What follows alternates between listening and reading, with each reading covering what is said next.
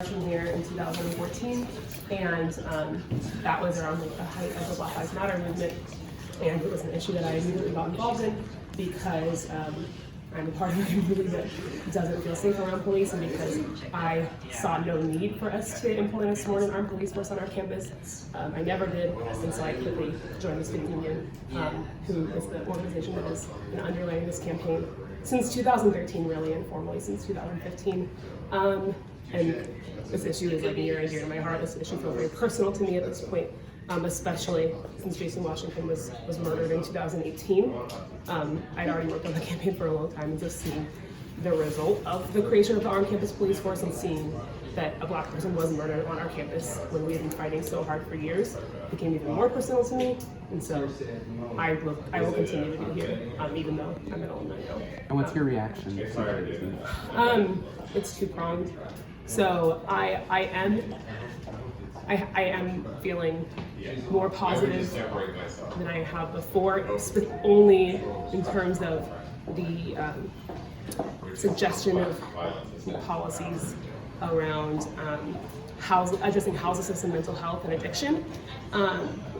That is good, but it's important to know that they only revisited this issue after Jason Washington was killed, and they are only pushing this far in terms of those policies to be accountable to the student, staff, and faculty, to feign accountability to the Washington family, and this is all a result of our work. But I'm dissatisfied because the officers still have guns. You heard in the press conference, they kind of said it in a weird way in the meeting how they're going to maintain the employment of armed police officers, but in there they say they're still trying to have 10 police officers. That was confusing verbiage to me, and so I'm not satisfied with the maintaining of the 10 armed police officers, because that is the basis of the issue. That is the basis of the protesting of this entire campaign. PSU operated for many decades without armed police officers. This did not come from some spike in crime on our campus, and there's always been student, faculty, and staff resistance towards this. I feel like there's often a push, you heard it in there from the president, from the administration, to kind of make it look like it's this group of fringe students, and yes, there are students who have been committed to fighting against this for years, but it is also the staff, it is also the faculty, the school, social work, the school, gender, race, and nations, the faculty senate, like pillars of this university who have always said, this is not the way we create safety. And it's always kind of framed in this way of like, well, some students feel this way and some students feel this way. But at the end of the day, how do the students who are subject to this kind of violence feel about this? And the way that Black and brown students and Black and brown people in this community and community leaders feel about this decision has always been, this is not making our campus safer, this is putting Black, brown, trans people, all marginalized people at risk on our campus, houses people who have been systematically criminalized on this campus. And there's only been a harder push to address that because of the students fighting back and because of the need for them to be accountable in some way to murdering Jason Washington. Olivia, how do you feel about the call for boycott? What do you hope with that? I fully support it. I think that it's become very clear that we can protest as much as we want. We can have the family of this person crying and pleading in front of the Board of Trustees.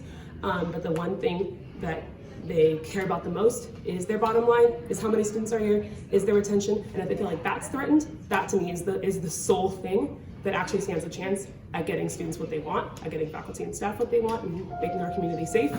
And so, I mean, I fully support it. I really feel like their bottom line and the numbers of students here is the main concern. You felt like justice was not served here?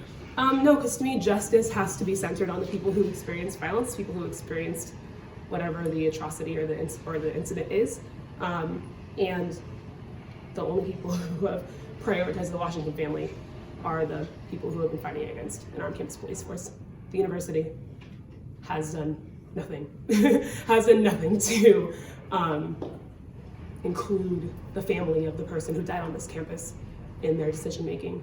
And to me, justice is not justice if you're not centering the people who actually lost something in all of this. And every single board meeting, they say, oh, our condolences to the family. We're so sorry. But the people who are saying they're so sorry voted this exact policy through in 2014 and 15, and now are doing nothing to address the fact that somebody's like family member, somebody, they said their whole world was killed here.